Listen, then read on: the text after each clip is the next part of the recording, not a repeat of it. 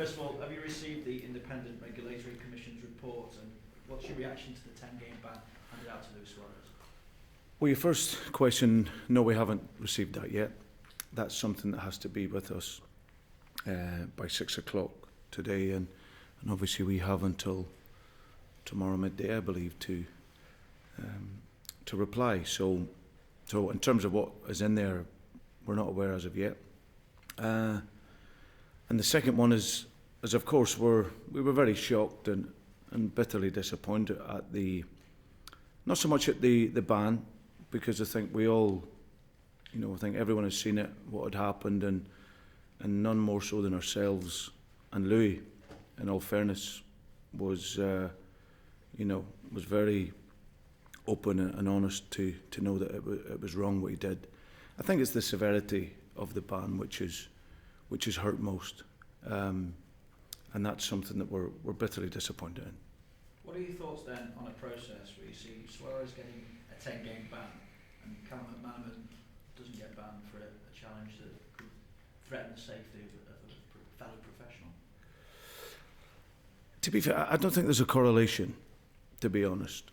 I think it's one you can only compare with similar incidents that we've had.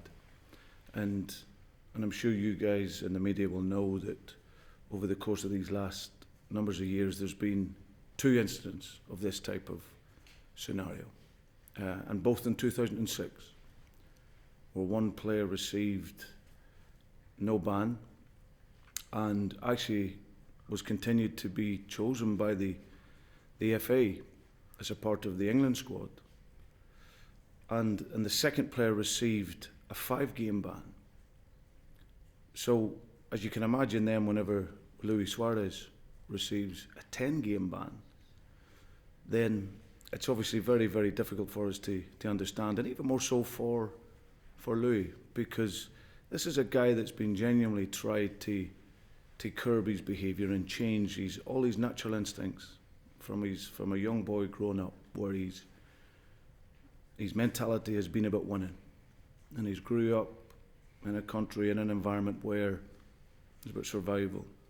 And this year, for me, he's done a brilliant job with that. And I've seen that close hand, which is why I've been always at the forefront of looking to defend him. And whenever he hasn't, him and I have spoken, and he's understood that. But for him to receive that, as I said, when the comparisons of the similar instances is somewhat different, then that's what is very hard to take. Do you therefore go along with what Pepe Reina has said today, where he feels that Luis is treated differently because of his nationality and also past mistakes? Well, for me, I can't help but look at it and look at the sanction that's been put on Louis for the incident, and I honestly feel that the punishment has been against the man rather than the incident. That's my underlying feeling in it all. I think, as I said, of course, there was a lot of euphoria around the time it happened.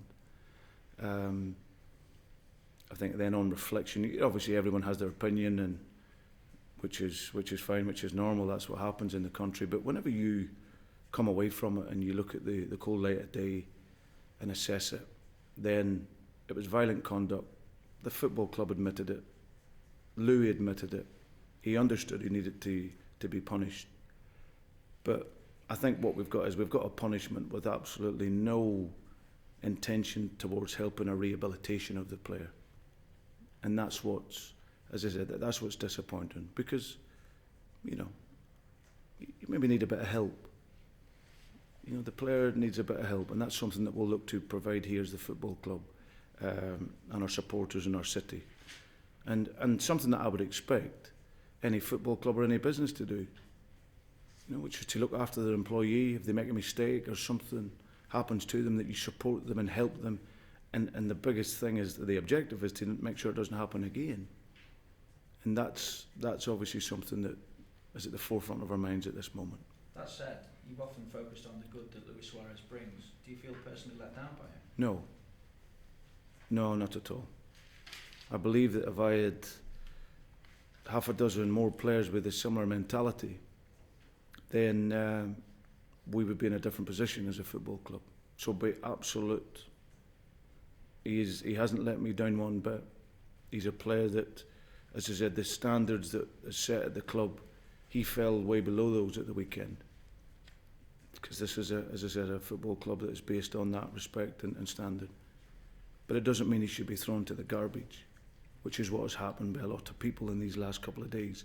And it's certainly something that I won't be prepared to do. He's a boy that's working tirelessly, him and his family, to fit into the life and the way it is in this country.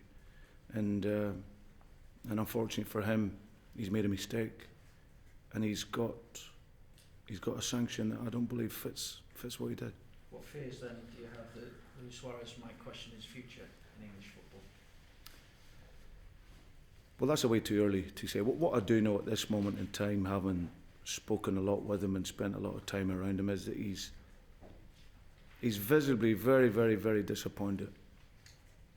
This is something that he knows was clear, it was out there what he did, and expected the punishment.